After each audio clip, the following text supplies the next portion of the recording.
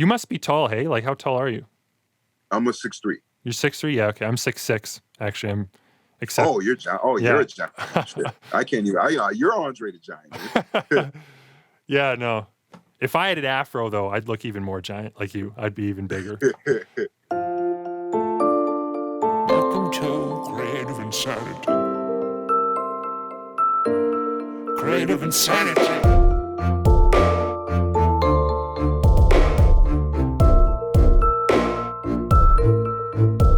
Hey, what's going on? My name is Servant. I am a rap artist, producer, and aspiring author from Canada. And today my guest is the one and only Afro, which stands for All Flows Reach Out. Afro is a one-of-a-kind artist. He's a rapper, he's a low-key producer, he's an actor, he's an aspiring director and a screenwriter. He's been on The Tonight Show with Jimmy Fallon, showcasing his freestyling talents. He had a role in VH1's The Breaks, and he's toured the world with R.A. the Rugged Man as his protege. The guy has had unbelievable success for being 22 years old.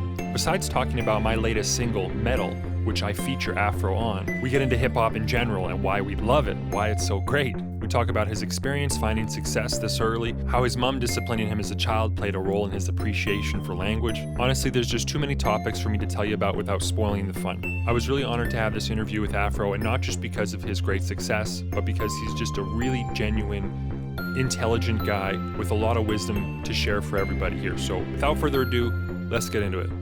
All Flows Reach Out. Welcome to the podcast. Hey man, how are you? I'm pretty good, yeah. I'm happy Good. happy you made the time to be here. And I've got a lot on my mind. First of all, we're recording this a few weeks ahead of time for when it comes out. And when it comes out, it's going to be coming out at the time that we have a collaboration. We have a song that we've done together. But what's just happened for you is you've just had us collab, the music video come out for R.A. the Rugged Man, Gotta Be Dope. Yeah. And that was nuts, man. I just got to say. Hey, thank you. The Joker, right? He did the directing, or how did that work? Yeah. Well, it's two people. A homegirl named Encrypt. She shot the shots where it's like me and R.A. in the studio with the blue suit, and she shot those shots, and then Joker shot pretty much everything else. The robot suits parts. That's all Joker. Yeah. What we did is we got robot suits from we were doing a guerrilla style. We just said, yo, let's go party costume store, and then let's see if we could find something dope. And then those two came together really good, because that robot suit I'm wearing, it was like the only one they had left, and it was crazy how it just fit perfectly into the suit. So it's like, wow, that one came together really well. So, but yeah, Joker did those robot shots, and then Encrypted the studio shots. That's sweet. Yeah, it's such fast edits. There's so much going on, but it really suits because of how fast-paced the song is. Right. Yeah. If my listeners haven't checked it out, it is like, it's got to be one of the fastest raps I've ever heard. Like you go insane, and then R.A. goes equally insane, and then like I don't even know if he's saying words at a certain point. He's just going so fast. Right. What was the thought behind that project? Were you just like, what do you call it? The video, we shot it a while back, and I remember that I heard the beat. He sent me the beat probably around a year ago now. We did that song a good minute ago, and he sent me the beat. I was like, yo, this beat is crazy. And then he was like, yeah, we just got to go crazy. Like, I thought we went crazy on the Gift the Gab joint that we're on. Oh yeah. He was like, yo, let's go like 4 times harder on this one than that one. So I was like, cool. I was like, let's do it. Like, he was like, we gotta go nuts on this one. So I was like, for sure. I was like, let's do it. So yeah, it was a really cool process. We didn't record our verses together. No. But I recorded my verse over here, and then I'm from LA, so I mean that's where I'm at. So I recorded it here, and then he recorded it wherever he was at the time. Yeah, as far as I've seen, he's been between New York or Russia or something like that. Like, well, he lives in Berlin, Germany now. And, Germany, that's right. Yeah, he lives in Germany now, and but he's originally from New York. Yeah. No, it's so like I don't even have the words for it. Projects like that just hype me up so much about rap. That's what I love about rap. I mean, it's not always like super crazy, fast-paced, go hard shit, but that stuff, when it's done right, it just jacks me up, man. Like, that's what's up. Yeah. And you have, I think, a very strong ability in that area. You're not only lyrical, but you're fast, and you know how to be fast. And what I appreciate is that, yeah, it's not like mumbo jumbo, mumble rap crap that just like it's hard to understand, but it's very precise in language, and it's a wide plethora of words. So you seem to have a really rich understanding of language, not to just gush all over Yeah. your work or anything, but Right. how did you get to have such a deep understanding of language? Do you feel like you do have one or no? Well, yeah. Well, my mom, when I was young, instead of really like punishing me, she would make me read the dictionary. Oh, for real? Yeah. So I've read. There's one point where I read the whole dictionary, but now I'm a little more rusty than I was. So, but when I was a little younger, I would literally like Monday would be A, Tuesday would be B, Wednesday would be C, Man. and then so on and so forth. And yeah, I've actually read the whole dictionary. But now, like, if someone were to quiz me, like, what's this mean? I'd be rusty. But yeah, there was a point I actually finished the whole dictionary. Yeah, it's helped. It's certainly helped for your process, I'd say. It's kind of funny. My dad, he's dyslexic, and he had this experience where he could never know how to spell a word. And so what he would do is always try to think of a synonym. And then, because sometimes he didn't even know the first two letters it would start with.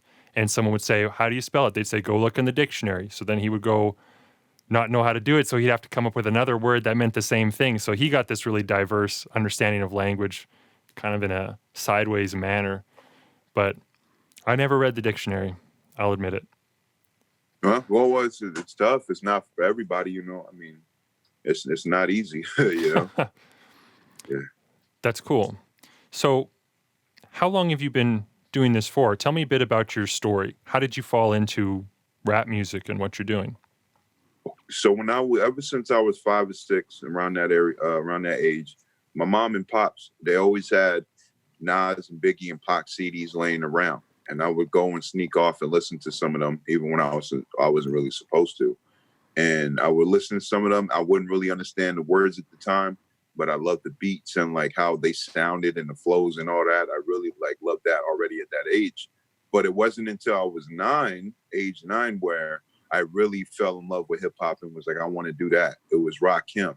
I was on YouTube. I was on YouTube, and Microphone Fiend popped up randomly. I clicked on it. I was like, what's this? I clicked on it, and it was like the best thing I ever heard at the time. I was like, this is the illest thing I've ever heard. And I was like, yeah, I want to do what that guy's doing, Rakim. So that's what Rakim was really like the jump start of me wanting to be an MC. That's really cool.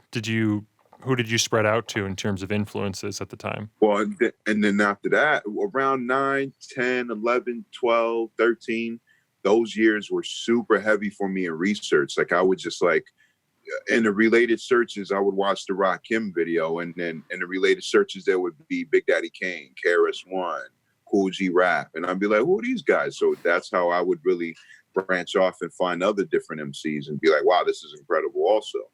So that's how I would find out some of these guys, and I would just dig deep into their discographies and their albums, you know.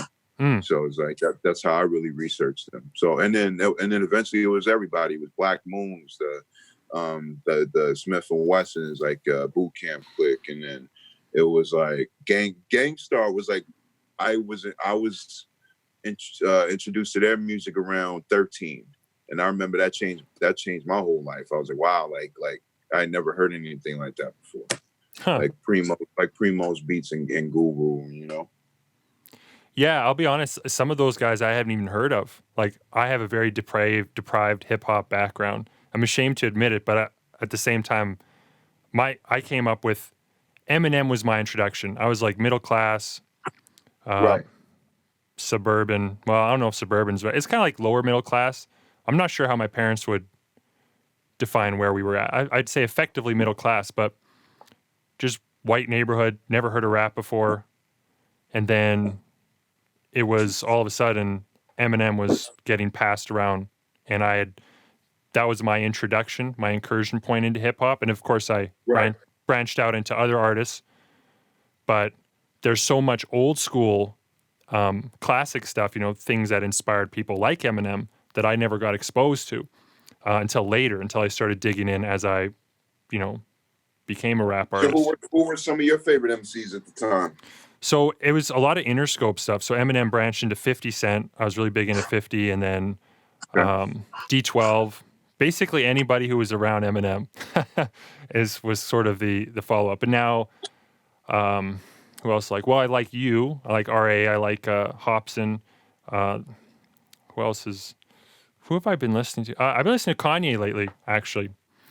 Okay. A little bit. I love Kanye's first 3 albums, and then outside of that, I love a lot of the stuff he produced, like for like Beanie Siegel, and like Kanye has a bunch of stuff like people don't really like either forget or like don't really know, and they're like, oh wow, like he's a really talented producer, Yeah. you know, and he knows how to put together songs really well, you know. So Yeah, I describe him like he knows how to catch a vibe really well. He could be talking about the most random shit sometimes, or something that has nothing to do, that you wouldn't think is like poetry. You know, sometimes he's just in this zone where it's like kind of weird. But the music and the vibe and everything that he captures, it's like he could talk about anything when he's in that zone. Somehow there's some kind of magic to it. That's what I found for some of his stuff, where I wouldn't think I'd like it at first, but then I've really, really started to gain some appreciation for his production side as well. yeah, he's super talented on the production side, and his rhyming is dope too. I just don't know if you know, if he has ghostwriters or not. And I'm not, and so, you know, there's a lot of dope MCs or hip hop figures that had ghostwriters and stuff like that are each still legends and did put in their own legendary work, you know. But but when it comes to like the rhyme, and I don't know, like when I put like certain people on my all greatest of all time list, you know, with the lyricists and stuff like that, I just got to see like, hey, did they have ghostwriters or, you know, stuff like that. Yeah. You know? But yeah, but Kanye, he has a dope, his flow's dope, and he knows how to like, how I see it, he knows how to adapt like to different beat styles and stuff like that. You know, because when I listen to Graduation, there's so many different types of feels on that album. Yeah. You know, and it's great. I love Graduation. It's just there's different vibes and different feels, and he's an adapter, which is great. Yeah, I'm something you don't know about me is I'm terrible with names. I forget names of things. I'm terrible at titling things. What's the album of his that's got the red cover? It's just it's not that old. Is it a ballerina? Nah. On the cover? Yeah. Because I think that was My Twisted Fantasy. Twisted Fantasy, yeah. Maybe it was a ballerina. I just couldn't tell. But that's one that I really enjoy. That whole album just takes you through a trip. Like, yeah, some of the beats are crazy too. Yeah, that's the exact feeling. It's that he kind of, when I was building the studio, actually, I was listening to, I think, that album on repeat for a little while. It's like a puzzle for me. Okay. I'm a producer as well. I produce virtually all my own stuff. I've done a bit of collaboration with other people. I've got a project on the go that's got another producer, but that's what I really appreciate too, is when artists have some knowledge or ability to work with the beats too. And right, something I've noticed is you do that, eh? Like you've been producing. Yeah. I was gonna ask you what program do you use? Ableton Live. That's what I'd use. Okay. Yeah, my boy uses that. I use a Machine. I've been using Machine for about, I'm gonna say 5-6 years now. Really? Yeah, just on the low. But yeah, I feel like my beats are getting better, getting a little better too. You know. Yeah, I've heard some teasers on Instagram. They're sounding really good. I think. Thanks, man. Yeah, what's interesting about your beats and your style is that you kind of have this. Your influences shine through in an interesting way. Like there's something classic about the quality of your music. It has a kind of classic, sometimes a jazzy vibe. There's lots of like, the samples are just. I hesitate to use the word old school, but in the best way possible. That's fine. It's that's old. Fine. It's got that old school vibe, and that's not something that I have. So I'm fascinated by it, you know. And I'm not sure what vibe I have exactly, but I just know that when I hear that, it's like I can never replicate that for some reason. I just don't think like that kind of a producer. Right. So how do you get your? Maybe you do you try to go out of the box? or Oh because yeah. I try to do that sometimes too. I can't lie, but with me, it's just so my favorite producer is Premier, Oh yeah. and ever since I was young, it was like him or Pete Rock. Like those two always like teeter-tottered for me. I was like, yo, like some days I feel like Premier is the best, and then some days I feel like Pete is the best. But now I'm like, yeah, Premier is my favorite of all time. Yeah, Premier. And it's just that vibe. I mean, it's that like Premier has his own signature sound. Like as soon as I hear like the drums or like the scratches, I'm just like, that's Premier. You know, it's just Yeah. something about it. I'm just like, yo, that's and Pete too. Pete is and Madlib. Like these guys just have that sound where it's just like, oh shit, that's something a Madlib be, and it turns out it's Madlib. You know, it's just like Yeah, crazy, like stuff like that. I listened to Premier, I think, with is it Prime? Him and Royce the Yeah, 5'9". Royce. Yeah, him Yeah. and Royce. Royce is someone that's also somebody I've been listening to a lot lately. Forgot to mention him. I got mad respect for his talent. Yeah, well, he's a good dude too. He's humble. He's a real humble dude. Yeah. Have you met him? Yeah, I met him. Sweet. Yeah, he'd be a cool guy to meet for sure. Yeah, he's real cool dude. I have nothing but great things to say about Royce. He's a real cool dude.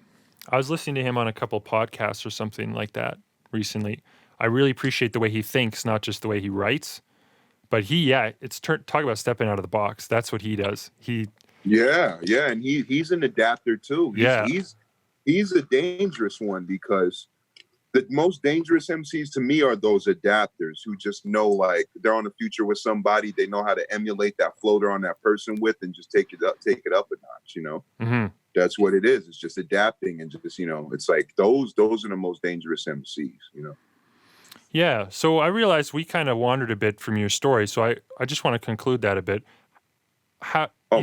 Sure. You obviously you were listening, you were young, you're talking like 10, 11, 12, you're listening to rap artists and you're just filling your head with all this inspiration. At what point do you think to yourself, maybe I can do this shit. Maybe I can rap. Like when does that cross your mind?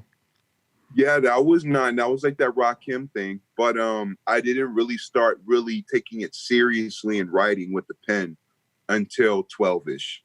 That's when I really took it seriously. At 9, I was like, I don't want to do that. And then I would try to like write and piece stuff together, but it's like I felt like I would still try to work on it, but I felt like, okay, some days I don't have it, some days I do. But it wasn't until 12 where I was like, okay, I got the hang of it. I'm starting to get the flows and the patterns and everything. I'm starting to put them together. My thing that I did was, and I tell people this all the time, people ask me this question like, how can I start writing? I have trouble writing. I'm like, well, listen to your favorite MCs, listen to your favorite guys, and just like take like bits and pieces, or not take, but like just they're your influences. So like when I think of my guys like R.A. or Sean Price or Jizza, Pharoah Monch, Rakim, Kool G Rap, Guru, these are Dirty. These are guys that I was influenced by little bits and pieces, and then I just find a way to put my own twist and my own flavor into it, Yeah. So. Well, and inevitably it comes out, right? If you're just I think part of it is we emulate our first influences to kind of understand the craft and to figure out the skill of it. But then when you get to a certain point, you really just start to take on your own flavor because you don't want to be anybody else. You just want to do what you want to do. Right. You want to, you don't want to bite because it's old school. It's an old school rule just not to bite anybody, but like biting is like saying in like another, I don't know, just stealing another person's style or like stealing a verse or something like that. It's straight biting. But like there's not a problem with being influenced by, and people could tell because it's like, oh, it's still fro, but I hear a little bit of that in there because I get those comments all the time. And I love those comments. They're like, yo, I heard a little bit of RA in there, a little bit of P or a little bit of, I heard that reminds me of Doom a little bit. I was like, oh shit, cool. Because that's what I was kind of going for, that little bit of feel, so, and yeah, just, there is a difference between being influenced and then just straight up biting, Yeah. But yeah, I tell them all the time, I'm like, just listen to your favorite guy, listen to your favorite MCs. Listen to them, study their flow, study their pattern, study their delivery, how they landed on the song, like just the delivery on the track, and study all that, and then eventually it's going to tighten up your flows and your rhymes and stuff. When you study the best, there's a chance that you might eventually, you keep going at it, you might start getting qualities of that, or just in the rhymes, Yeah. Absolutely. And I think you're well on your path. I think that you also did a lot of freestyle, hey? Yes, yeah. Oh, and that's what I meant to say too. Around that time, 9 to 12, I would look around the room. I'd look at the TV or something, and then like I just try to like put words. I try to rhyme something. I'd rhyme something about the TV, and Right. that's how that kind of started too around that age. Yeah, well, and I think you got very good at it. If I recall, you were even on Jimmy Fallon, isn't it? Where you were doing some Yes, freestyle sir. there. Yes, Yeah, sir. that must have been kind of crazy, hey? Oh, it was bananas. Like I tell it a couple times, but I'm like, yo, like when some people don't understand, like before all that, before our reign, before the Jimmy Fallon and that crazy stuff, I was just a kid in the room rhyming over Wu-Tang beats and like Pete Rock and Premier beats, just like doing my own little tapes and stuff like that. Way before like 15, 14, I was just knocking out like mixtape after mixtape of my own, just in my own setup. I Yeah, had a little Pro Tool setup of my own. So nice. I was just knocking them out. And yeah, that's what I tell them all the time. I didn't know how big the world is or how like, or if any of that stuff was possible, because I was just so like, I don't know. I was Yeah, just in my own little world, making my own little music. Just like, hey, like this is cool. I like doing it, but I don't think I'm ever gonna, go get to that, that kind of thing. So I was like, hey, I'm just gonna do my own thing. So it's a whole different world. You're just like, whoa, like, and then you get something like that, like a Fallon. You're like, whoa, like. Then you start seeing celebrities and all these people that you grew up watching in movies. You're like, dang, like this is crazy. Like I'm here. Like yeah, what? Like I'm here. That's crazy. Like I still feel that to this day. If something like cool or crazy like that happens, I'm just like, dang, like really? Like I'm here. That's crazy. I still get that. So yeah, yeah. Well, I think what you said something really key there is that you were just sort of in your zone, doing your own mixtapes, focusing on your own shit. And that's a right. step that so many people who are after, let's say, success or like, they think fame is a measure of success, especially like in our business, because, well, if you have some fame, then it means that people are probably listening to your music, which means you're probably have some financial imperative to keep doing it and consider yourself a professional, right? So, but they forget the step that you got to do your shit and do it well. And that's what everything gets built off of, right? And take your time with it, and really take your time into and try to perfect it as much as possible.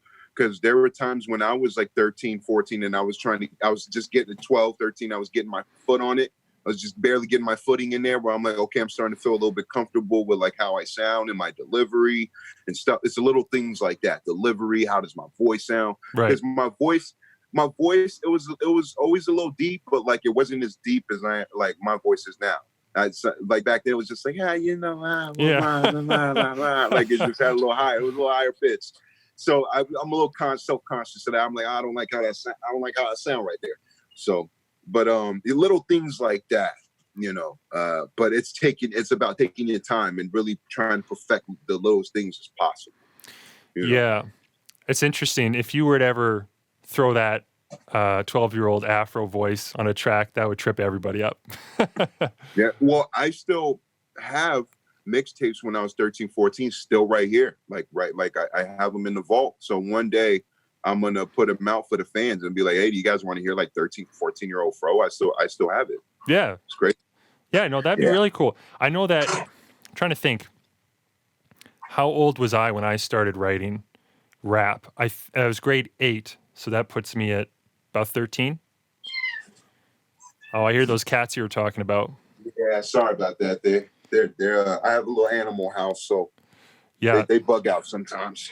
no, it's all good. I got pets. I have kids. Actually, my last podcast, I interviewed Jasmine Crow, and last week when I had interviewed her, my one daughter walked in the room while I was doing it, and I thought I was like all in the clear. The kids are asleep, but she just came in and sat down. So I made the edit fun. But anyway, I was just gonna say I was about 13 when I started writing rap. For me, Okay. yeah, for me, I was like composer, piano player. I had I almost say misfortune of being called a piano prodigy when I was a kid, because when you're called a prodigy and you're young, it just sort of gets in your head Yeah. and makes you feel like you're talented, therefore things will happen. But that's not the recipe for living a good life. You need to understand, even if you have talent or a disposition, you have to work for it. Right. But Right. but so I started writing then, and I was doing some poetry and fiction and kind of a bit of everything. And I listened to Eminem. He was like a dirty secret of mine. Parents weren't cool with him because of how vulgar the lyrics were, all that. I Very, remember. I remember my cousins were like that too. They're big Eminem fans at the time, like 2004, like when Encore's dropped and stuff. I remember. And then my grandma was like, "Oh, you can't listen to that. Can't yeah. listen to that." You know, because it was so graphic. Because Oh, it's Eminem was so graphic, yeah. graphic. It's super graphic. So it's like I understand. Yeah, and then 8 Mile came out. I didn't even think you could like rap music. Like, that's what I came up around. My parents were like, you can't, like, this isn't good. My brother, he was a rebel, my brother Chase, but he would listen to it and then he'd get in shit for it. And I just told myself I couldn't like this. And then it was the 8 Mile trailer. The movie trailer came out. The internet was kind of new to us. We got the internet at home, I think, and I was using my brother's computer. And I checked out the trailer and I watched it again and again and again. And my brother Chase came in and he was like, you keep listening to that. Maybe you like rap music. And I went, maybe I like rap music. Maybe I can. Maybe that's allowed, even though I'm like, you know, the white kid in small town Alberta. So that started grade 8. I started to write lyrics and they were terrible. They were so bad. I was pretending to be hood. You know, I was trying to be gangster and I didn't have that upbringing. But it wasn't. I did that for a while, put it away, and then eventually I started to write as an adult. I think I was about 21 or so. I've been writing songs for about 4 years, and they've just been getting quicker and quicker with the rhyme schemes as I was getting confidence to like almost come out as a rap artist and be like, hey, I want to do rap as well. Like, this is something that I love. Like, my perspective on what rap was, it was so otherworldly. It seemed like you had to be real. You had to be from the streets, and I wasn't that. So... But yeah, as an adult, I just do it my way, right? Well, that's the thing with hip hop. The most beautiful thing about it is you can always put your own twist on it. You don't have to be a thug or a gangster to rhyme. You know, you can be a nerd just like me. I'm a nerd. I'm a movie nerd. I'm a music nerd. I'm just a big nerd. So you can be a nerd and rhyme. Some of my favorite rappers are nerds. You know, they like we talk about movies and just get a long conversation. I'm like, oh wow, you're a nerd like me. Like, you know, so that like. The great thing is, and I always tell people, I'm like, dude, do your own thing. Like whatever you feel like is right. Whenever you fill out a song or something, it's just like, yo, you might be onto something. And just as an example, it's like, yo, like I always tell people, do your own thing. That's the beautiful thing about hip hop. Everybody can come through with their own different perspectives. You know? Yeah, and it's just important.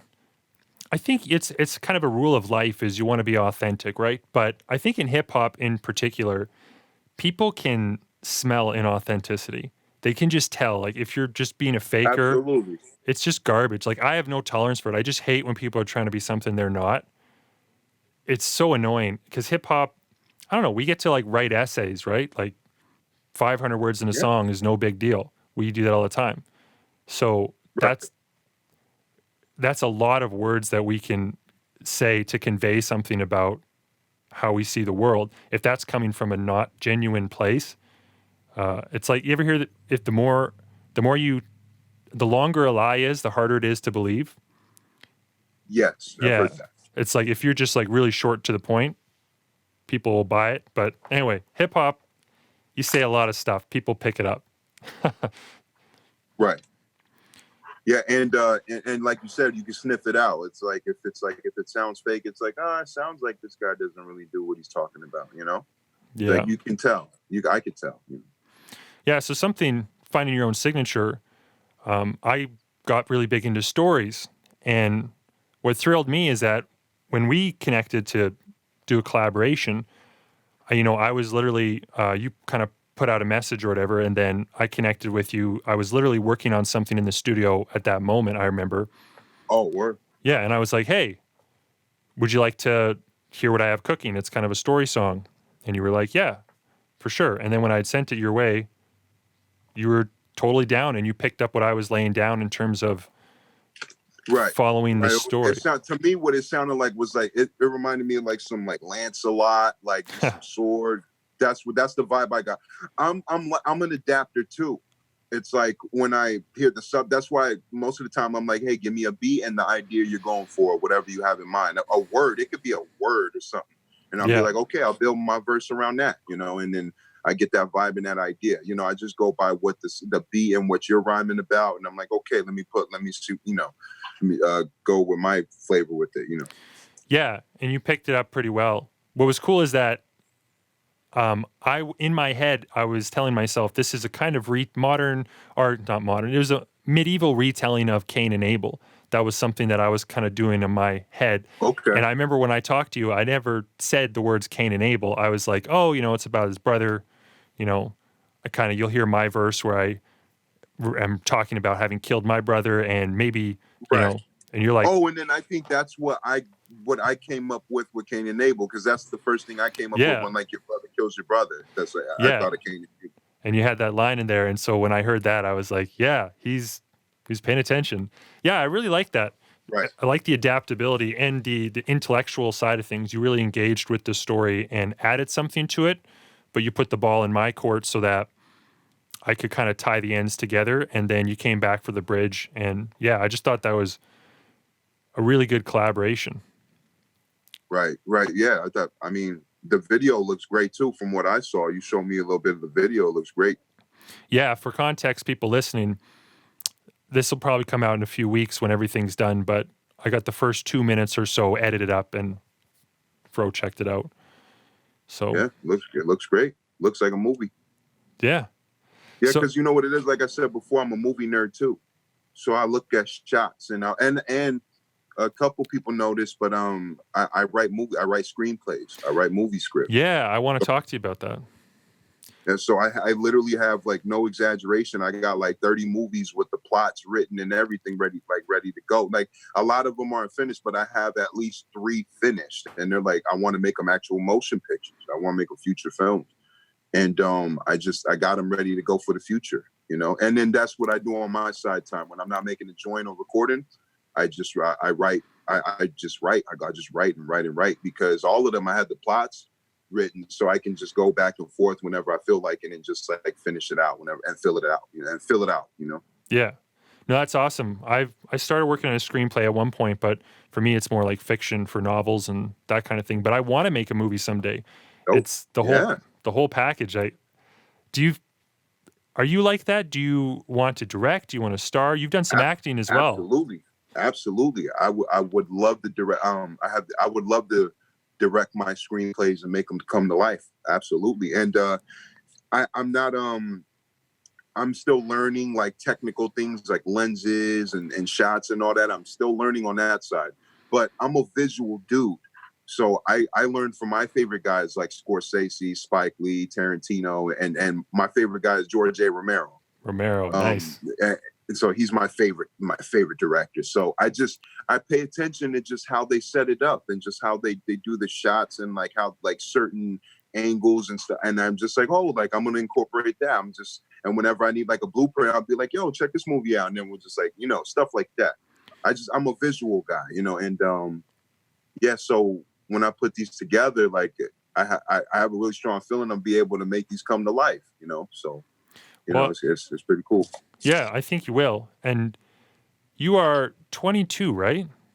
Yes, sir. Yeah, so I think that for the level of knowledge that you've been able to amass at this age, feels like I'm talking to a youngin' all of a sudden. I'm 7 years old. You're good. But, like, it's kind of amazing that you've been able to focus so hard on your craft that it's seemingly spilling out into every aspect, right? And the love of film is something that we have in common as well. And that, yeah, it's 100% something that I want to get involved with. Like you're in LA, I've made a few friends down in Los Angeles area, and it's sort of like back in my mind, I just want to do more creative projects. And the music video that we're putting out, I directed, right? So I worked with the actors, I choreographed with them behind the camera, and it's actually the first music video that I've done where I have. Thanks, man. Yeah, it's where I haven't been front and center because I've directed with me in it, and that's been, yeah, it's like you're wearing a lot of hats all at once, and they're just such small projects. I'd relish that opportunity to do something bigger, and something substantial. So I'm planning like next year or something, I'm going to go to California or something for a week or two or something, and maybe just try to connect with some people more and solidify some friendships. And Hey, if you're ever around this way, hit me up, or yeah, just, for sure. I don't know, chop it up. Yeah, well, got to do something creative. Like if I get together with peeps, it's awesome to do something fun, creative. Yeah, maybe I might be, who knows? I might be working on one of the movies at the time because I don't know if it's OCD, but I'm really, my brain is like, I organize little stuff like that. Like I have the movie separate, and then I have little short movie ideas too, so it's like, I dabble with both, and, little things like, it's like, and I'm funny too. It's like if I need actors, I'll just use my homies. I'll be like, yo, you want to act? I'm like, I'm gorilla style. I'm like, yo, you want to act? Like, hey, like you're right here. It's just like you're a body, you're a human body. Yeah. If you're down, they're like, and then they're cool. They're like, all right, for sure, let's do it. So Yeah. I'm still gorilla style. Yeah, no, I've done that before. Like I have a music video called "Turn the Lights Down," and I have a woman who stars kind of opposite of me, and she's a model / dancer, and she's done a bit of modeling, but I didn't know she was a model. When I first met her, she worked at the same company as me, just worked in like a different department, and then I found out she was a bit of a model, and so I thought, oh, like I'll just, instead of going to the city, because I'm in a really small town. Hey, I'm in like Edson, Alberta. We got 10,000. That's Canada, right? Yeah, Canada. I think I've been to Alberta. Yeah, I can't remember what city. Well, Edmonton or Calgary, probably. Edmonton, yeah, and Calgary. They're two different spots, right? Edmonton and Calgary. Yeah, I've been to both. You would have been to both. You probably came through shortly before Well, when did you come through? I imagine. Oh, years ago, man. Maybe 3-4 years ago. That was probably before I was into your stuff. Before I was too aware, because I've only been following you and RA for like a couple years. I think 2 years maybe. I've been kind of. It started like low key at first. I think it was RA I was introduced to, and then I found you through RA, and then of course you guys have been collaborating and doing so many things together. And then I met RA because he came up and did a show around the time that I talked to you, actually, when we started to do the collaboration. Yeah, but it was just a brief thing. It's so many things I'd like to, I guess, pick your brain about. What's your favorite part of the whole process of being a creative person? What's your favorite part? Oh, I would have to say being able to have free will and having those shackles on me. I'm able to free creative control. I think that's the best thing. I think that's really key to a lot of people that want to create or do whatever it is they want to do. I feel like as long as you have your ability to have free creative control with what you want to do, that's really key, as much as possible, Yeah.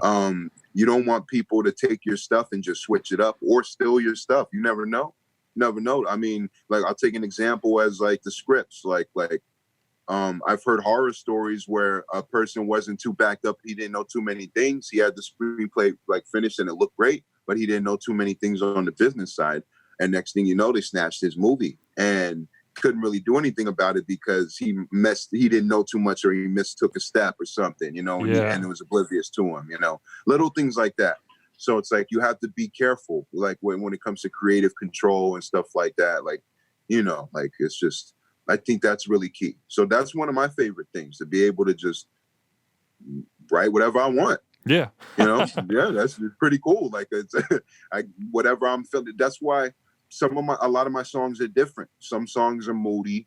Some songs are more like harder and more grimy. Yeah, grimy, I was going to say.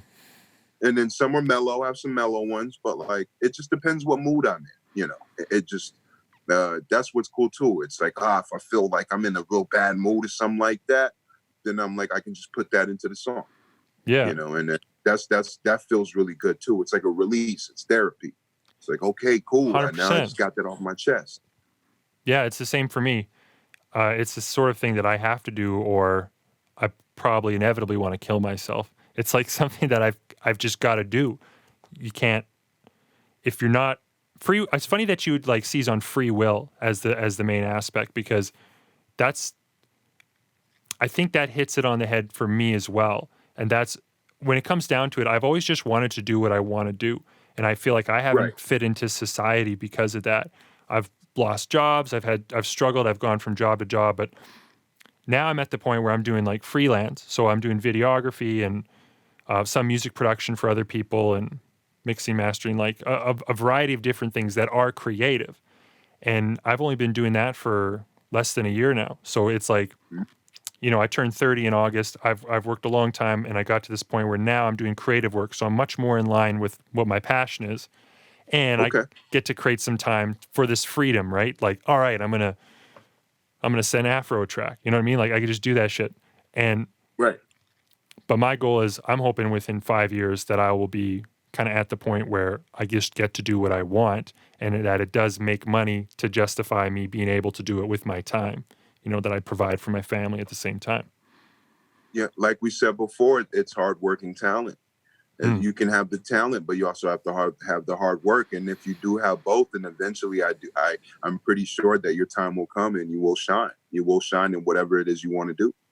yeah, As long as you really put in that research, you put in that work, and you really put in that and love into it too. It has to have that love into it. It's like I always think of like the 13-year-old fro that just wanted to do it just for the love, where it's like, yo, I just want to write and just do it because like I want to hear myself on this beat or something like that. It's just like the yeah, love into it, and it's important to never lose that because sometimes you can be around certain energies. It's just with anybody. I don't know, like yeah, as an MC, you can just be around certain energies that just make you like not want to click or like something like that, or it's like like I'm trying to stay positive type stuff.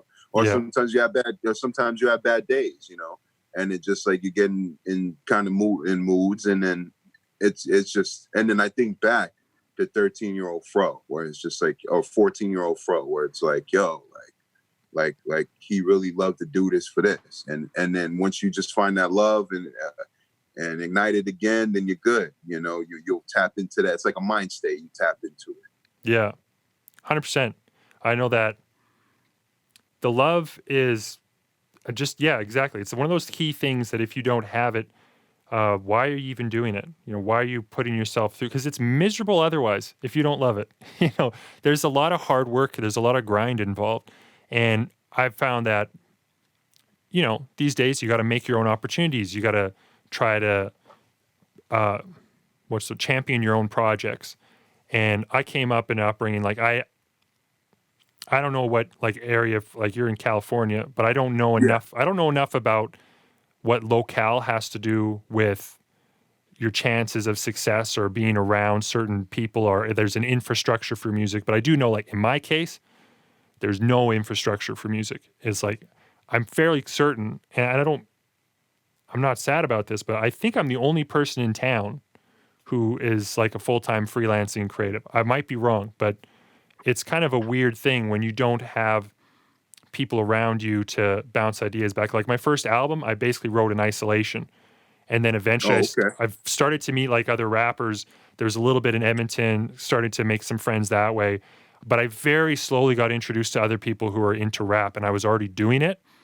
Whereas some people, like, they kind of grow up in a culture where that genre and everything is just prominent.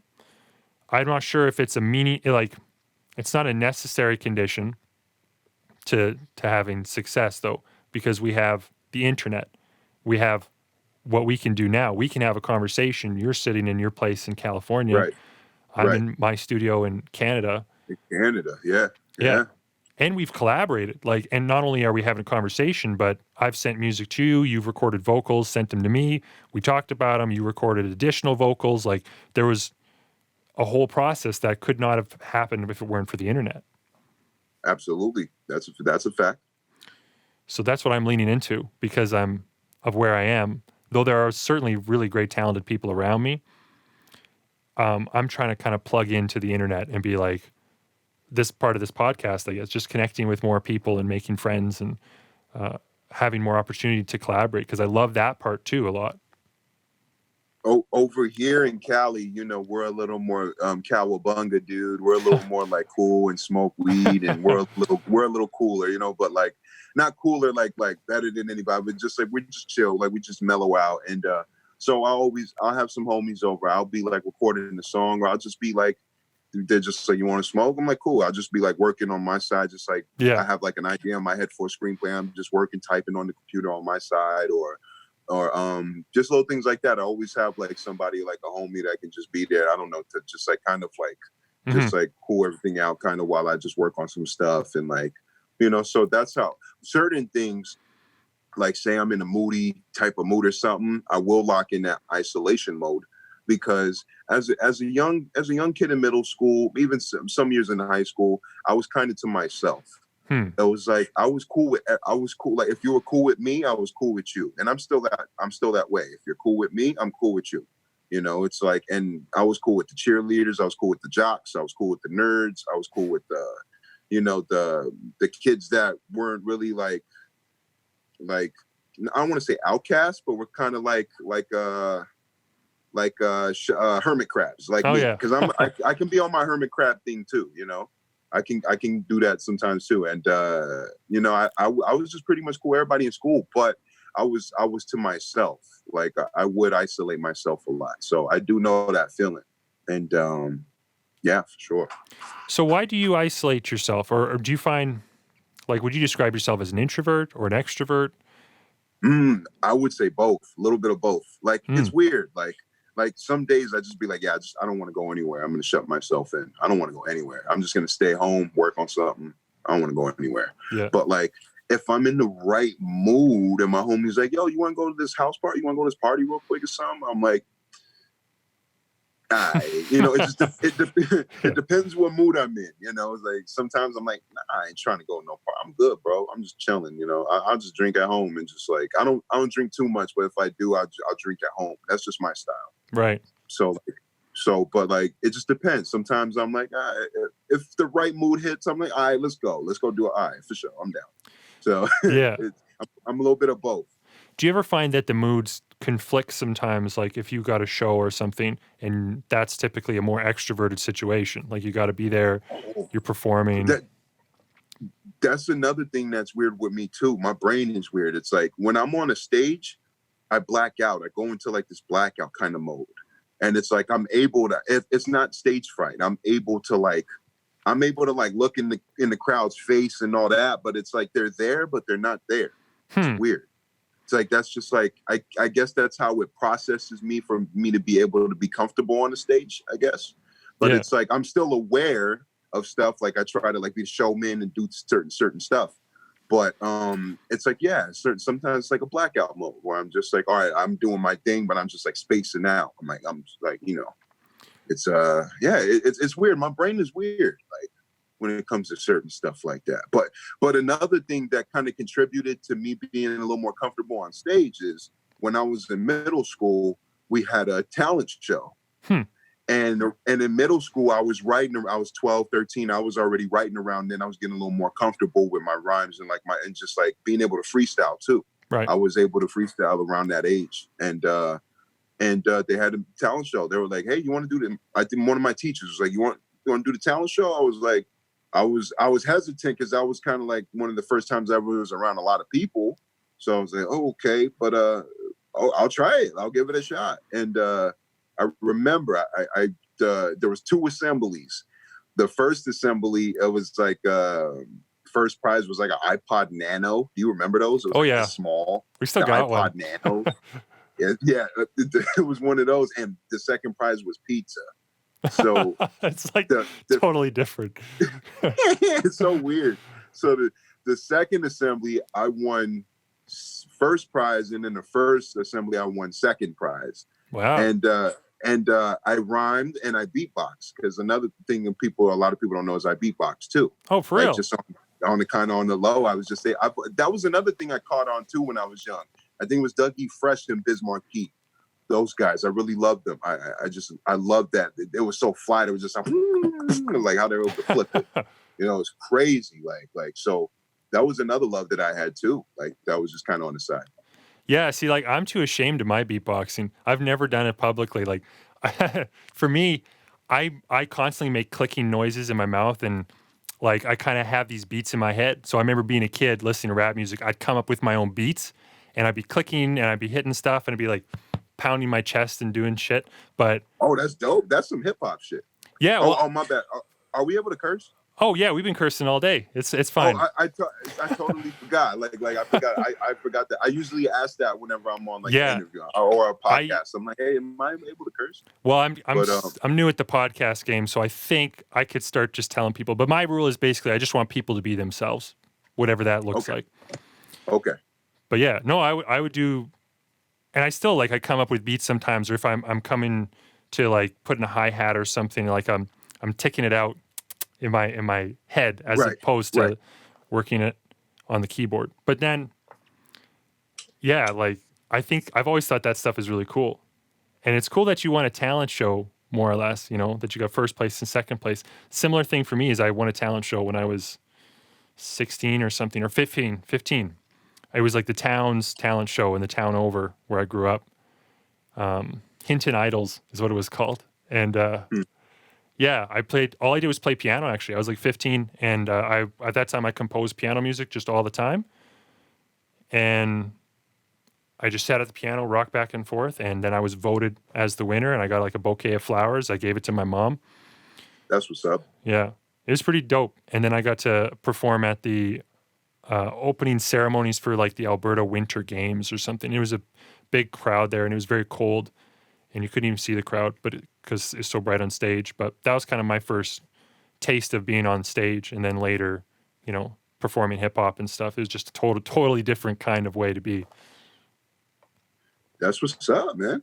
Hey, yeah. And another thing that's cool is that everybody's introduction to hip hop is just a different perspective. Like we can you could be a struggling kid in the game in the streets, and then hip hop saves your life. Or you can just be a nerd like me who just loved hip hop because I don't know, like it clicked with me when I was young. Like some days I would have bad days. Hip hop would be there to really help me through it. Yeah. And a Gangstar record or something like that, like would just really be there to hold me down and be like, all right, I'm cool. I feel a little better. Just hearing their words and their you hear someone like a Guru, he was so versatile, but he was also preaching so much knowledge and so much real shit where it's like, man, like that's so inspiring. It's like, it really gets me through the day. So hip hop is stronger than a lot of people think, man. It's a culture, and it's the way RZA said it. It was like, it's the way you breathe, the way you eat, the way you talk, the way you fuck, the way stuff like that. That's what he was saying. But yeah, it's yeah, that's why I used to run by the slogan that hip hop saved my life, and I still do think in a strong way that it did. Like I feel like, I don't know, I feel like I feel like it was just something that I was supposed to do. Like it was just like something, like it was like a destiny, if you will, or something like that. It was just a strong feeling of like, yo, you got it. Like this is it. Like this is something that you could really do. Yeah. And yeah, I always had that feeling ever since I was young. I was like, yo, you could really do this. Like I was always making those mixtapes, but I was like, maybe you could do it. Maybe you could do it. That's interesting. You'd have that voice in your head telling you that because it was right? Like that voice is pretty spot on for its advice, I'd say. And interesting that as different people come into hip hop or I guess whatever passion that they're falling into, there is a kind of calling aspect to it. Like for me, it took years and years before I ever thought I could maybe do it. I didn't have that thought maybe I could do it. It was more like I just couldn't turn away from it. I couldn't stop listening to it. It was creeping through my lyrics. It was getting quicker and tighter, and I was focusing on the internal rhyme schemes, and I was just messing around. And like I couldn't prevent it. It just like it took over me. And for a lot of people who knew me growing up, I'm extrovert. I was a class clown and all that. But people were, to this day, are very surprised to find out I'm a hip hop artist because a lot of people still, when you think hip hop artist, you think of something different. You're like, oh, someone from the street. Still, people think that way. And I can see that. Yeah, I can see that. So I get to know people, work with them or something, and then they find out later, oh, you're Servant. You do like hip hop music. It's very interesting to see people's reactions. They're always surprised, but it's not like it's any less me. In fact, I feel like people don't understand who I am unless you do hear my music. Right. And I think hip hop is a great way to, exactly what you said, to understand somebody. Mm-hmm. I've been working on this album for years, but there's certain songs on there that I'm proud of that I hope the fans appreciate, because I put a lot of fro into it, like where you can get to know me too, like my upbringings, like how it just was as a kid, stuff like that. I have that all in there, so you can actually, it's almost like an autobiography, you know. Nice. It's like it's but how I made it, it's kind of like a movie too. Like I started off in kind of a movie way, and it's like you're watching this movie, but it's kind of an autobiography. It's like Yeah, so, I love that. Yeah, so that's what the main thing was. I was like, yo, I'm gonna have the dope songs and the grimy stuff and the goofy stuff, all that too. But I really want some songs on here where they can really understand fro. And my first name is James, so stuff that they can really understand James. You know, I put that stuff in there in there too. You know, so I really hope a lot of those fans appreciate it. You know. Well, I know, like me as a fan, I'd appreciate that, because there's something like this might lead into what I wanted to ask you. You as an artist, the way that you are and engage with your lyrics, there's something kind of, I'm going to use the word mystical about it. Sometimes like spacey or mystical, you have this ability, like you're crafting language and talking about things that I feel like a true poet does, in that you're making me understand, and like sometimes you're direct, and then sometimes you really jump into metaphor with fascinating, beautiful language. And that's something that I really like and respect. But is that something you're aware of? Are you at times being like, I'm going to be more kind of poetic and artsy in this direction? Or are there other times where you're like, I'm just going to be real straight and just, do you have, Yes. all right. Yeah. Oh, yeah. Yeah. Absolutely. Yeah. Just like you said, like, it's like I said before, like I adapt to certain things where it's like, okay, this song right here, this beat, I feel like you're right, like more direct. Like I know I understand what you're saying, like a little more direct, so they can like get it a little more direct. And then sometimes I do try to jump out the box when it comes to the rhymes and stuff like that, where it's like, well, and some of the ideas, like the guys who inspire me with jumping out the box is like someone like a Doom or someone like a A$AP Rock, you know, like those guys influence me in that way too, where it's like these guys, like how they craft their words and all that, it's just like, so it feels like almost ambiguous sometimes, you know, where it's like how they twist it. It's like, yo, like, does that have a double meaning, or what does that really mean? And then it takes you a while to really dive into it. A$AP Rock is the craziest with that style when it comes to like when I can think of an MC. Like he's just like, the words he says sometimes you're just like, yo, you gotta run that back and be like, what is he saying right there? In the illest way though. Yeah. You know, it's like that's the difference between like some of the mumble rap, where it's just like, oh, it's just like sounds like they're mumbling or something like that. Yeah. You know, but with A$AP Rock, it's just like he's crafty, he's really, it's like you can see that he's saying some crazy shit, but it's like, yo, you gotta dive. Yeah, you gotta dive. You gotta break that down like a scientist and be like, all right, this right here, what? All right, okay, all right, I get it now. It's like the fifth listen. You're like, all right, I get it now. That's what I love about hip hop too, is that it seems like it's the music that keeps on giving, because you listen to it. Shit, man, like there's Eminem songs that I've listened to, you know, like within the last year that I heard growing up, that I finally catch some stuff where it's like the odd line where I was like, I never understood that. And I feel you. And that's what I love about hip hop. You can listen to it again and again and again, and it's like there's always another layer you take out of it. And half the time, yeah, like you've written a metaphor or something like that where like it hits on 3 levels, you know, and then when you're listening to it, sometimes you hear 1 level. And you're like, oh, that's so dope. That's the deepest shit ever. It's like 1 level. And then you hear it again and you're like, whoa, that also, in the other way, you know, like it's a very intellectual pursuit. And for me, like I can't even listen to rap music if I'm doing stuff. Like if it's stuff I've heard a gazillion times before, I kind of can. But like I don't know. Like when I was building this studio, I couldn't listen to music I hadn't heard much before. If it's new rap music, because it disengages me from everything else and I just have to focus in on the lyrics. And yeah, that's just something I love about rap music, is it has this ability to carry your mind, your heart, like every part of you gets into it. Yeah. And I think you hit it on the nail. You hit that on the nail on the head with that one. Something I want to ask you. You said your birthday in August. What day? August 3rd. Okay, I'm August 29th. Oh, sweet. I'm August 29th. Yeah, I got August 3rd, and it's a big one for me because I turned 30. And it's Okay. August 3rd. I'm the third born son of the third born son of the third born son. I got three brothers. My dad had three brothers. His dad had three brothers. I'm the tallest. He's the tallest. His dad was the tallest. I was born 3 minutes to noon. There's a lot of number threes.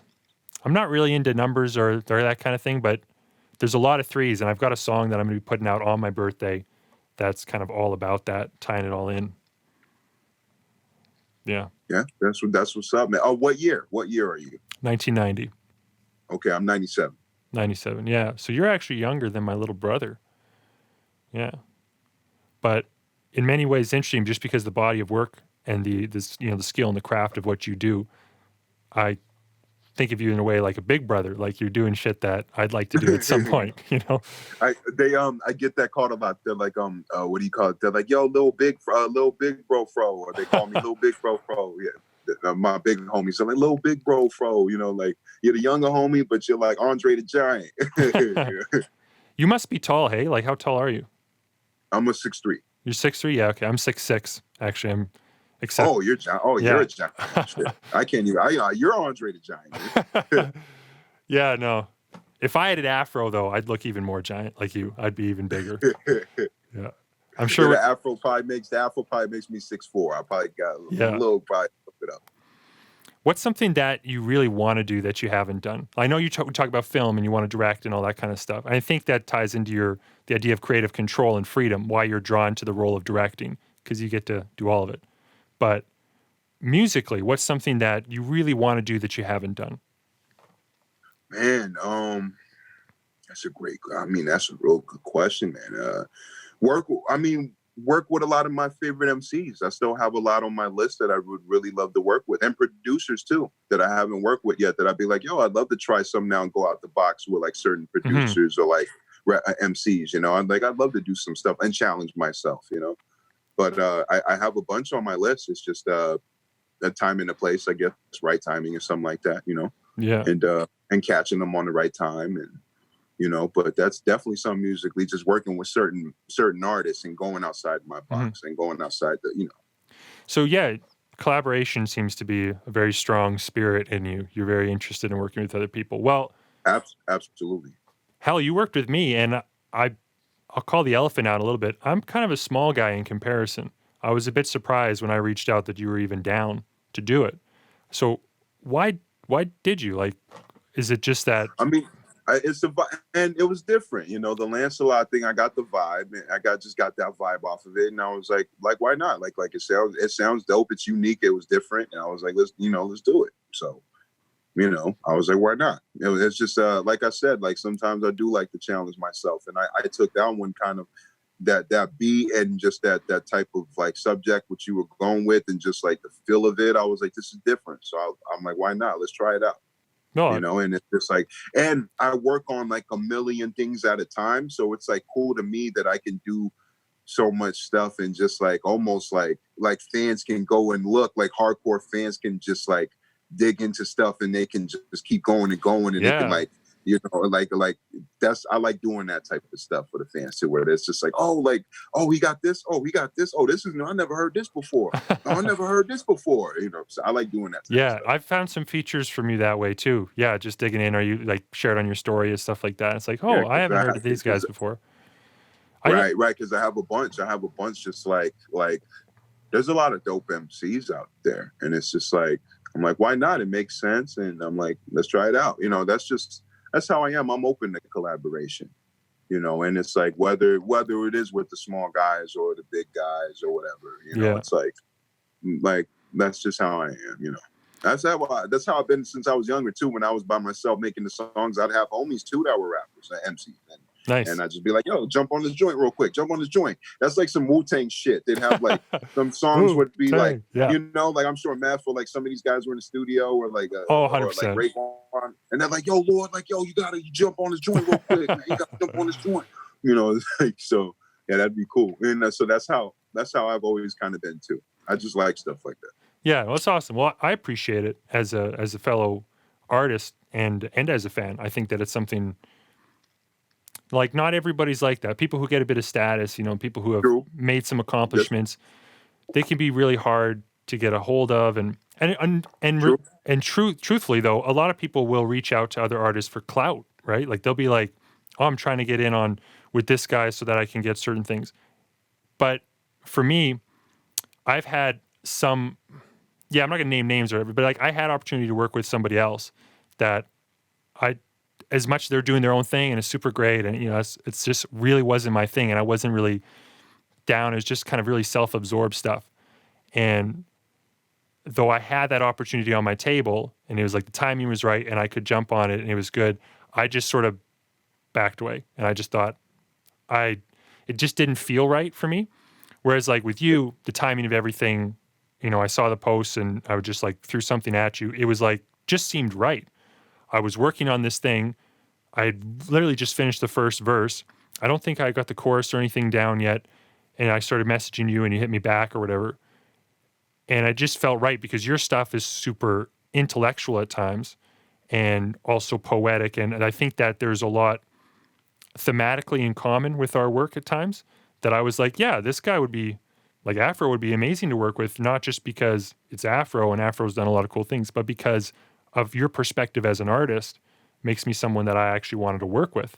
So thanks for that, I guess. Like I'm So really, you felt that it fit the puzzle. yeah, It's like sometimes creating puzzles, it's like sometimes some pieces, it's like, it's like kind of dope, but it's like it might not fit like what I have in mind or something like that. yeah, That's our artist brain. That's just us being artists. It's like our brains like work like that. It's like, all right, like this project right here has this type of feel. I love this artist, or I respect this artist, but it's like, maybe he might not feel this type of, like, it might not feel gel well with this type of feel that I'm going for with this certain project or something like that. yeah. That's how my mind works too. Do you feel like there's any territory you'd like to cover or that we've been kind of missing on? I feel like we covered a lot of stuff, but like I said this before, but it's like I'm really excited on the movie stuff too. Yeah, okay. I'm really really excited with the ideas and the stuff, and like I recently there was one screenplay I was working on for like I'm gonna say 6 years, bro. Whoa. Almost 5 or 6 years, and it was it's my reimagine because I love Romero. I'm a George A. Romero guy, Yeah. so it's like my retouch or reimagining of Night of the Living Dead, the original '68 version. So it's like just me like kind of remaking it, but like putting my own spin onto it. It's like a salute. It's like a salute or like or just like a dedication or a tribute. Or like a homage, right? Yes, a homage. Yes, and put my own spin on it. And I really want to make that a movie. And I think I want to make that my first movie. And because I finished it like probably last week after 6 years of just like revisions and like formatting and getting the proper format down. Like, and it felt so good. I was like, I got like a screenplay. I got it done. It looks good. It looks great. Like the formatting and all that. It's like, wow, That's this has thrilling. a shot now.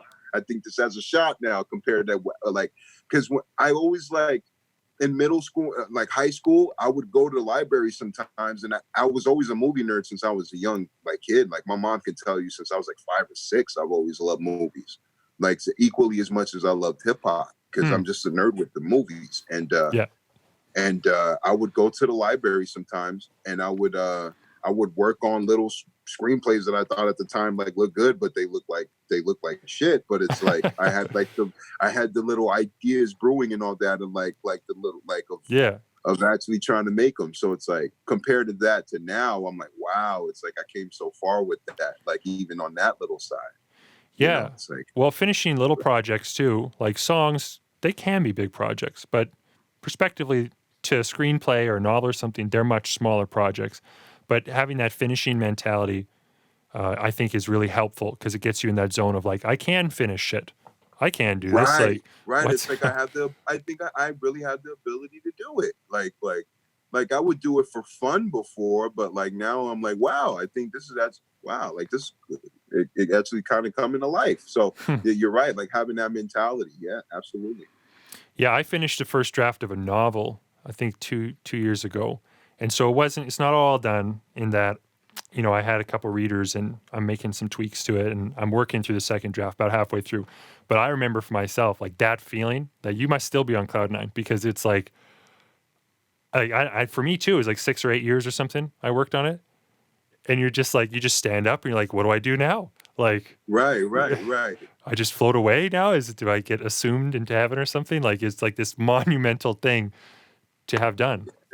I honestly celebrated. I would just start. I drank that night. I didn't get drunk, but I was just like, yo, I'm gonna drink a little and just like celebrate a little because it just felt good. I was like, man, like and little things like that just like really make me feel like man, that's awesome. Like Yeah.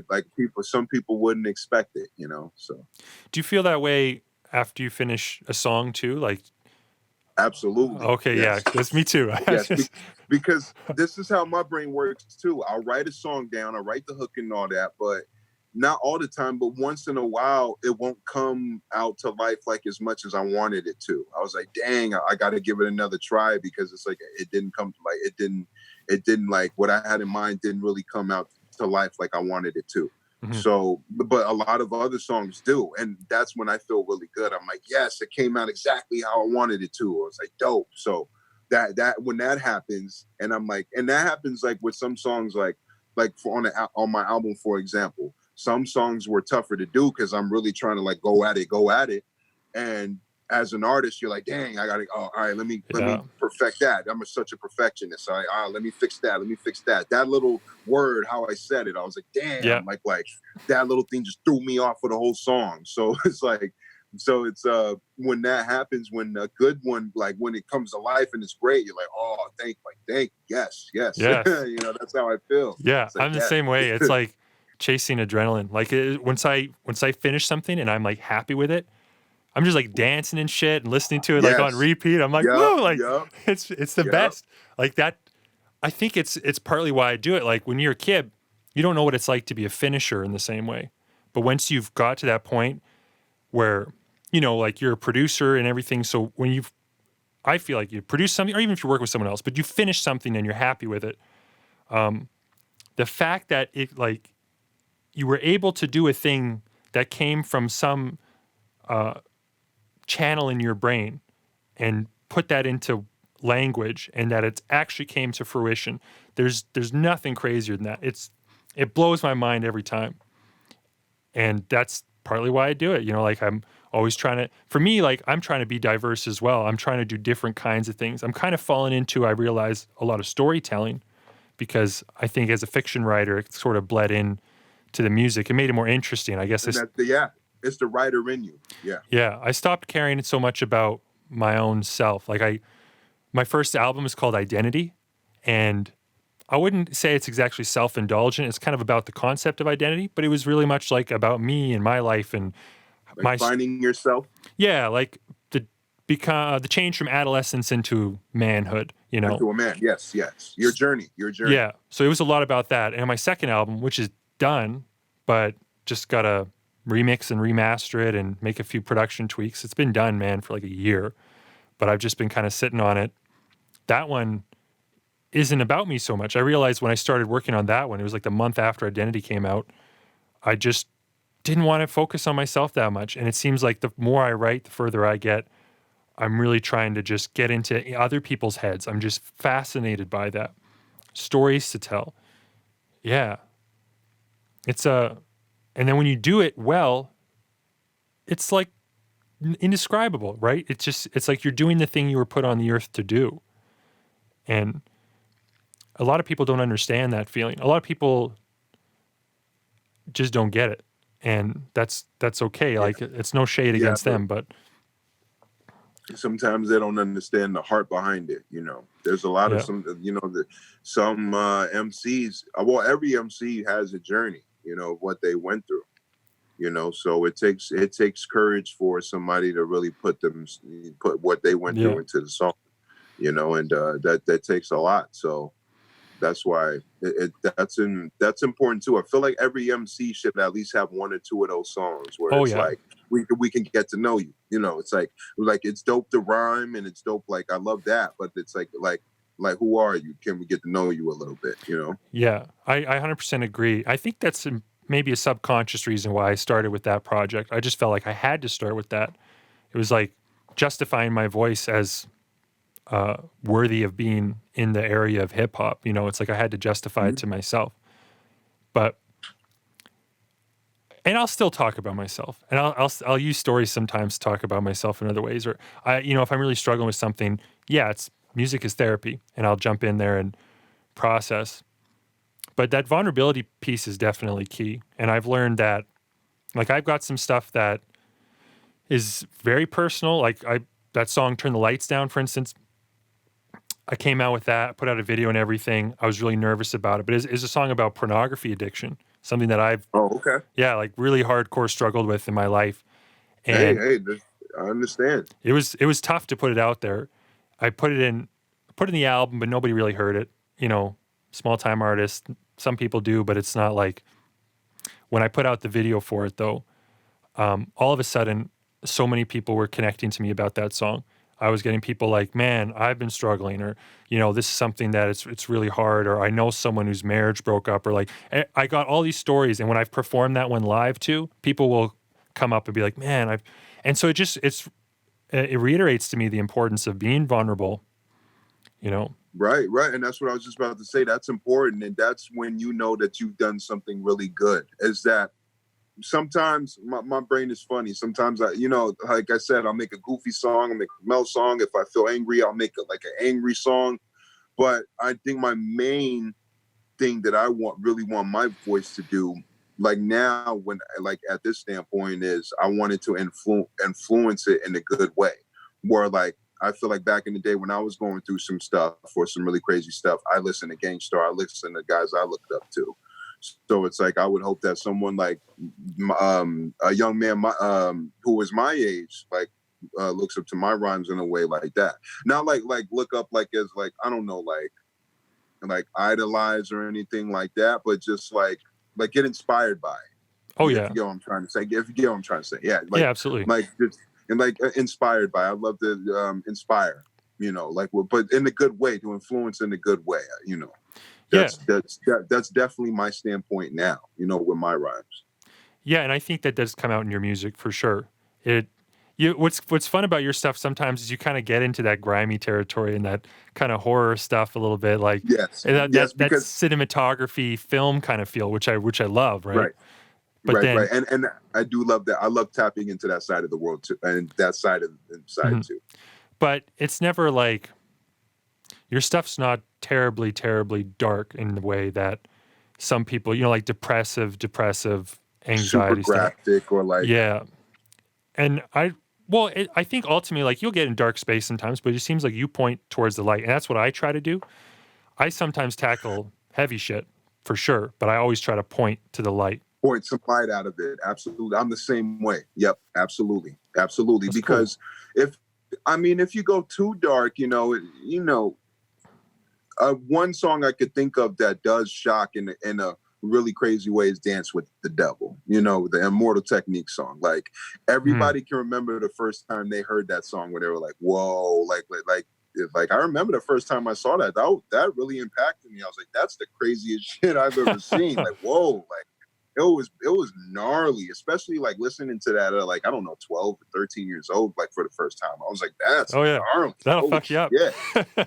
Yeah, yeah, that was gnarly. So um, it's a really dark and depressing song, but that one impacted a lot of people. But with me, I don't really go too dark like that. It's certain people like that, like I don't think that's not really me as an artist. Like I will go into like some moody stuff. I will go into moody stuff, but I will try to find some light out of Yeah. it.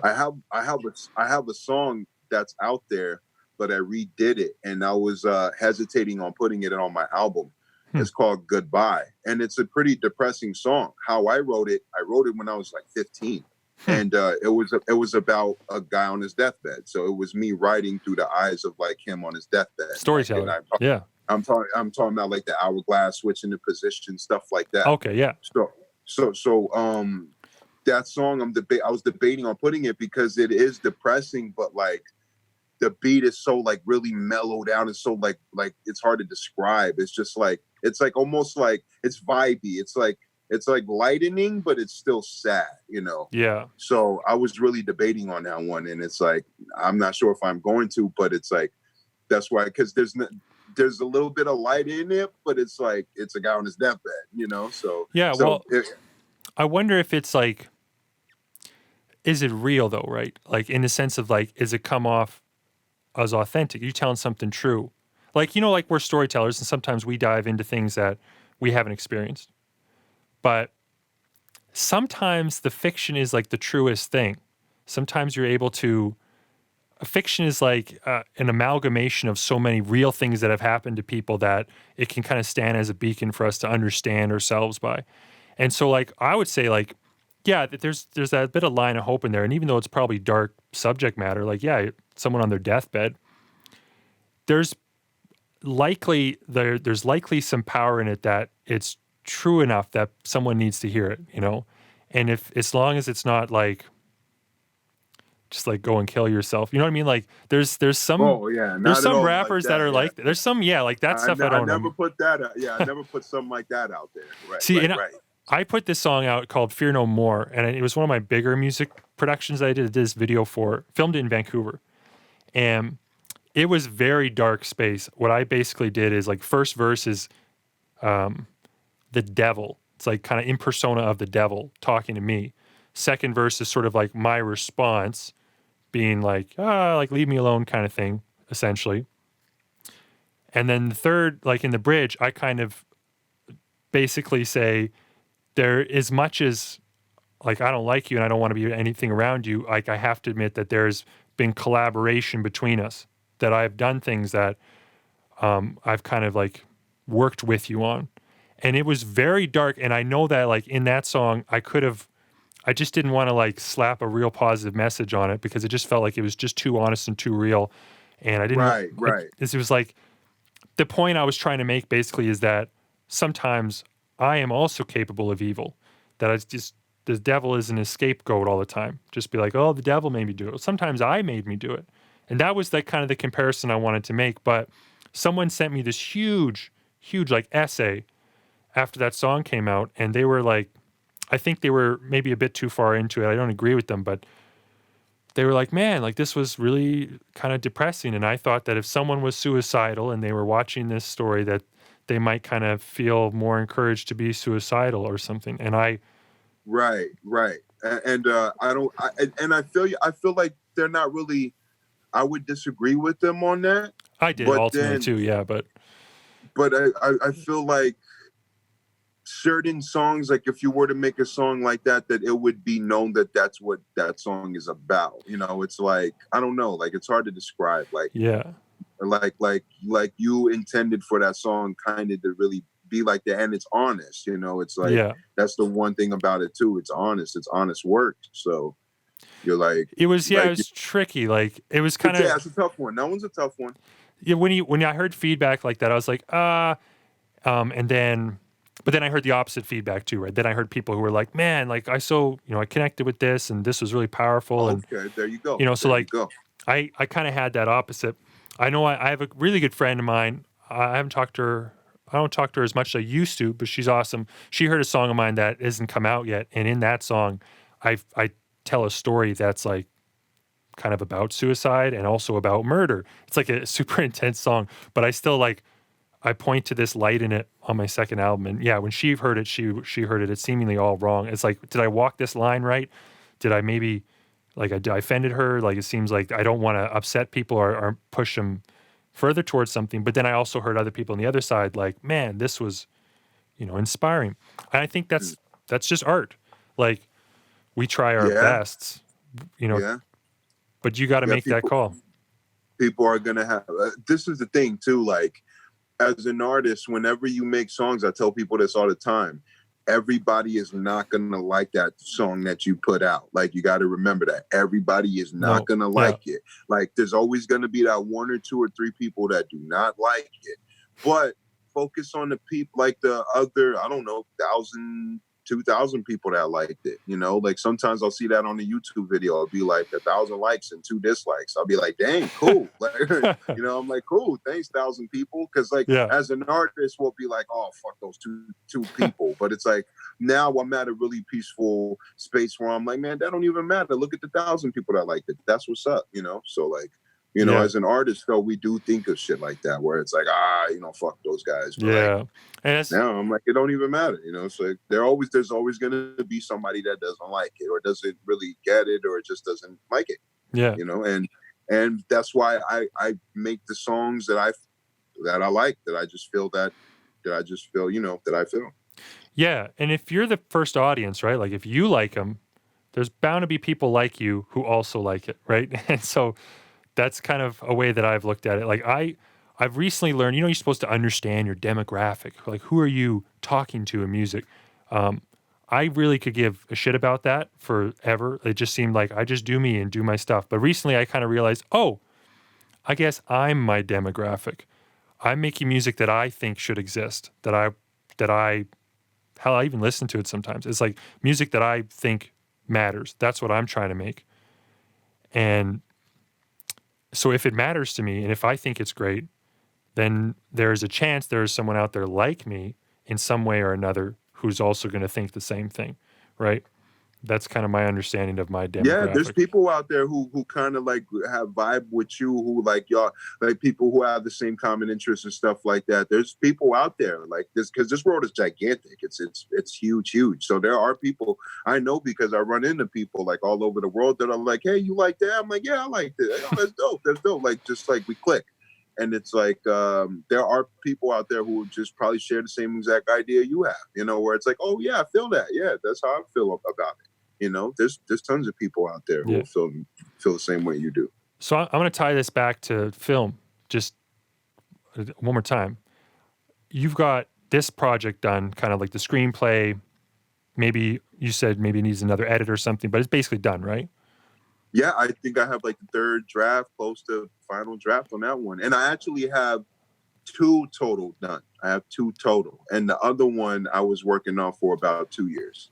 Okay, so it's still work in progress. And, yeah. So, but that one's like that one's pretty much a third draft too. So both of these are like final drafts. I'm pretty confident to call them final drafts. So that's why I celebrated. I was like, hey man, shoot, none really. I can't even think of to really fix it after all these years. I think that's it. So definitely like yeah. So when you're gonna, presumably, are you gonna take the helm in this project? Like you wanted to direct as well, right? Yes. So if you're going to figure out how you're going to do that, how you're going to take the realm, what is it as like a visual, as a movie guy, what are you trying to tap into that? Is it that you're trying to make films that you love, basically that is just, this is for yourself? Or is it that, are you kind of aware of a certain audience or a genre or something? Like, tell me a bit about your interest in film, and I don't know, how'd you classify it? That's dope. That's interesting because you're right. Like honestly, and this is like with no ego or nothing like that. I say this as humble as I can. You're right. Like it's movies that I would love to see as a kid. You know, it's like that's the movies like, and that's kind of that's the way I can describe the music too. It's like I love to make albums and music that would like sound like something that I loved as a kid. The other albums I listened to growing up. You know, like the guys I looked up to. So I was like, yo, I would want my stuff to have like that kind of replay value and stuff like that. So that's how I kind of have with the view. That's how I'm envisioning with the movies too. It's like I want to be able to make movies for like nerds like me, where they can like understand, like, oh, that's dope. Like I have like little trivias and little stuff in there where they can be like, oh, because they're nerds like me. Like, oh, that's dope. I saw what you did there. You know, and just like, and so that's how I kind of would want to make my movies. It's just like something that I would like really like would really what I would think that would be dope. It's like if I think it's dope and like I think it's cool, I have no really any quarrels with it or anything like that, then I think I'm good. You know, that's how I would approach it. Yeah. You know, but everybody's different. You know, everybody's different how they approach it. You know, but yeah, some people have that very different, right? Some people are like, oh, I am making a romance film, And I know that my audience is going to be mostly women from this age to this age. And so like they cast it that way. They think about it. They write certain lines. Like they basically like, but I think if I was being like deeply honest, like just as brutally honest as I could, there's something that seems like disingenuous about that, that I feel like it's a less than kind of art when people are trying to make something, I guess, like a scientist does, like this is going to hit this market for this reason, like, Yeah, as yeah, yeah. as That opposed. and that's how I never really. That's how I kind of never really approach the music either. It's just like it has to come from like a genuine feel. Like, how do I really feel it? Okay, it feels good to me. Okay, cool. That's just how I kind of push my stuff out. It's like, okay, it feels good to me. Cool. I hope that it feels good to whoever supports, whoever listens to it too.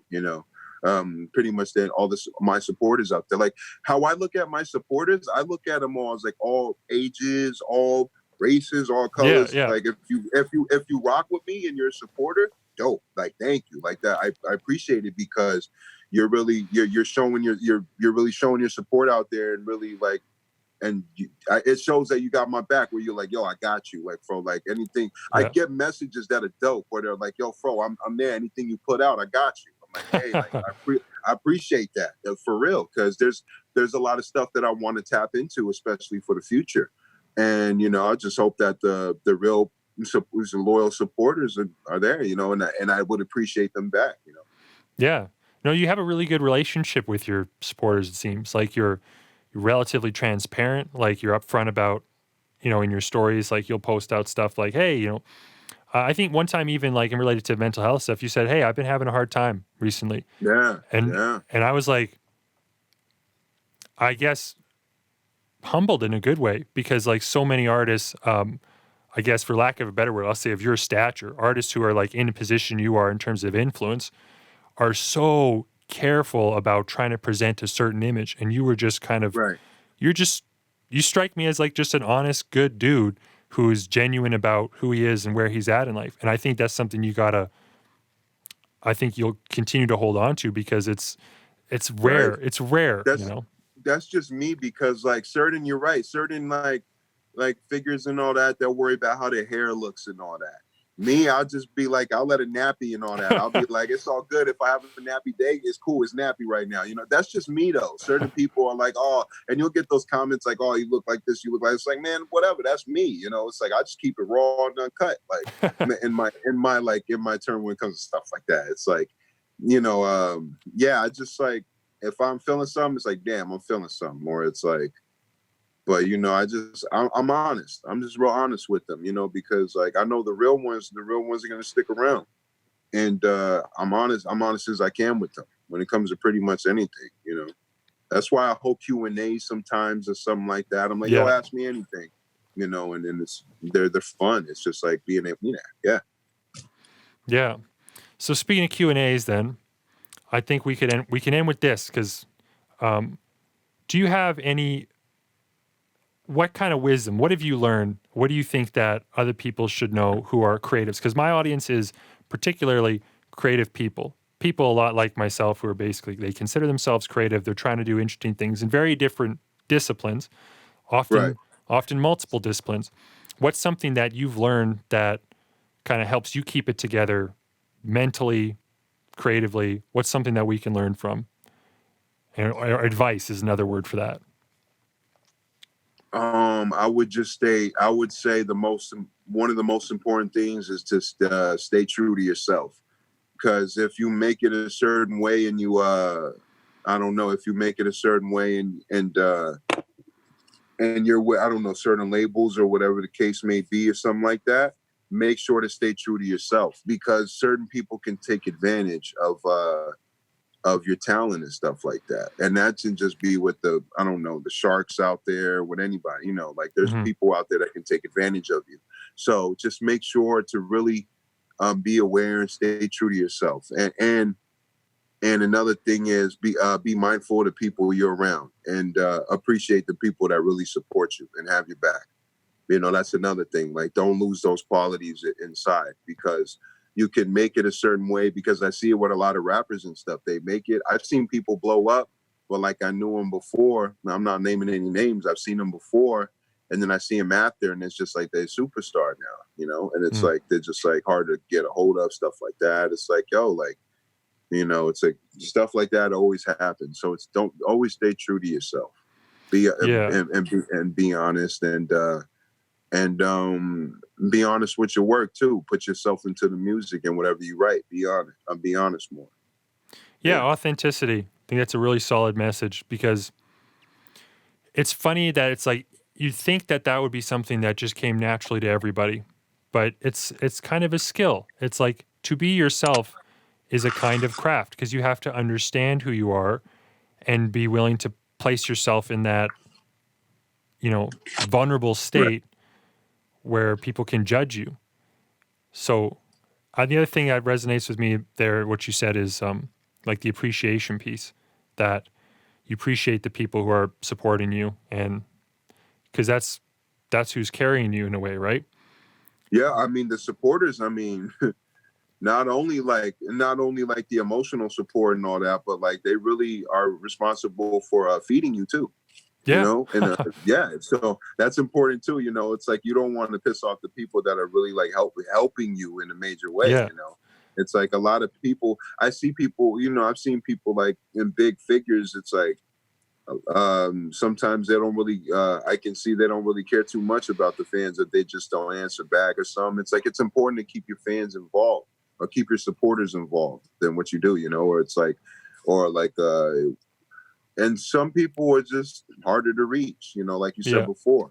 It's like me, I'm not like that. I'm like, if you need to reach out, it's kind of easy to reach out to me. You know, it's part of your name almost. It's not that hard, you know. But that's what I would say. Yeah, well, I think that you're doing a really good job with what you're doing. I think that you've been. Obviously, like there's a lot to be grateful for. I know there's opportunities and things that have come your way, and blessings and gifts and all that, in terms of where you're at.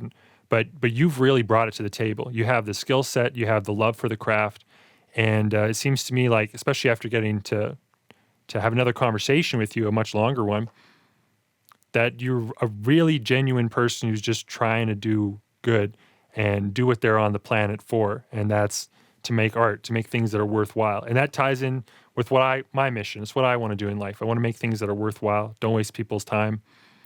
And it was an honor to collaborate with you, and I'm really glad that you were able to have time to be on the podcast. Hey man, it was no problem at all. You know, it was good timing. My bad in the beginning. I overslept a little bit. Oh, it's all good. But other than that, it was good timing. Today was just good day, you know, so. Yeah. Well, thanks very much. And I'm gonna cut to the outro right now. All right, cool. Thank you for listening to today's podcast. If you found any of this valuable, please consider subscribing, recommending this to a friend, or leaving a positive review on iTunes, Spotify, or wherever you happen to be listening. If you watch this on my Servant YouTube channel or Facebook page, please leave a comment and share. I love to hear from my listeners and learn from them. Learn more about me at www.servant.com. That's SRVENT.com. Thank you again for your time. Now go be creative and sane.